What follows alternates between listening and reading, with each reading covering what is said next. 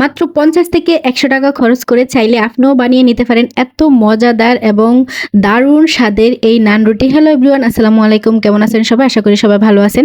তো আমি আজকে এখানে নান রুটি বানাবো, সেজন্য ২ কাপ পরিমাণ আমি এখানে আটা নিয়ে নিলাম। তারপরে ১ টেবিল চামচ পরিমাণ ইস্ট, ২ টেবিল চামচ পরিমাণ গুঁড়া দুধ এবং ১ টেবিল চামচ পরিমাণ চিনি দিয়ে স্বাদমতো লবণ দিয়ে এখন এখানে আমি হালকা কুসুম গরম পানি দিয়ে আস্তে আস্তে মেখে নিচ্ছি। এখানে কিন্তু আমি অল্প অল্প করে পানি দিচ্ছি আর হচ্ছে যে আলতোভাবে আস্তে আস্তে করে মেখে নিচ্ছি।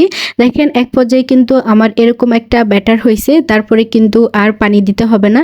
দেখেন হাতে কিন্তু লেগে যাচ্ছে, কিন্তু এই পর্যায়ে আপনারা চাইলে হচ্ছে যে বাটার বা ঘি দিয়েও হচ্ছে যে মেখে নিতে পারেন, কিন্তু আমি এখানে দিয়ে দিব সয়াবিন তেল, রান্নায় যে তেলটা আমরা ব্যবহার করি সেটাই। তারপরে কিন্তু আস্তে আস্তে হাত থেকে সরে যাবে। এখন কিন্তু ভালো করে মথে নিতে হবে। এই পর্যায়ে আপনি যত ভালো করে মেখে নিতে পারবেন ততই কিন্তু হচ্ছে যে নান রুটিটা সফট এবং হচ্ছে নরম তুলতুলে হবে। এখন আমার মাখা শেষ। আমি এখানে আধা ঘন্টার জন্য এটাকে ঢাকনা দিয়ে রেখে একটা গরম জায়গায় রেস্টে রেখে দিলাম। আপনারা চাইলে হাতের কাছে সময় বেশি থাকলে আরও বেশি রাখতে পারেন। তারপরে দেখেন কত পরিমাণ ফুলে এবং হচ্ছে যে নরম সফট হয়েছে। এখন আমি হচ্ছে যে যেই কয়টা রুটি বানাবো সেই কয়টা হচ্ছে যে ভাগ করে নিলাম এবং হাতের সাহায্যে এইভাবে ঘুরিয়ে নিচ্ছি, এতে করে রুটিটা আরও বেশি নরম এবং সফট হবে।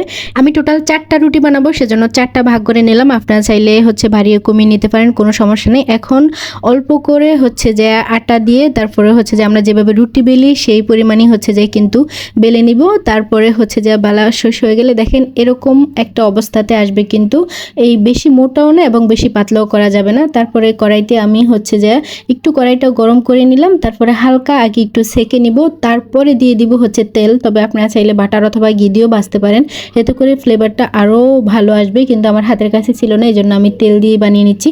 দেখেন কত পরিমাণ ফুলছে এবং তখন কিন্তু চুলার আঁচটা একদম কমিয়ে দিতে হবে।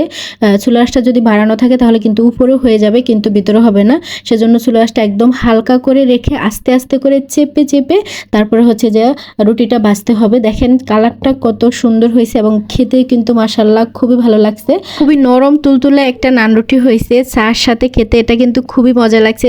কে কোথা থেকে আমার ভিডিওটা দেখছেন, ভালো লাগলে লাইক কমেন্ট শেয়ার করে পাশে থাকবেন। আল্লাহ হাফেজ।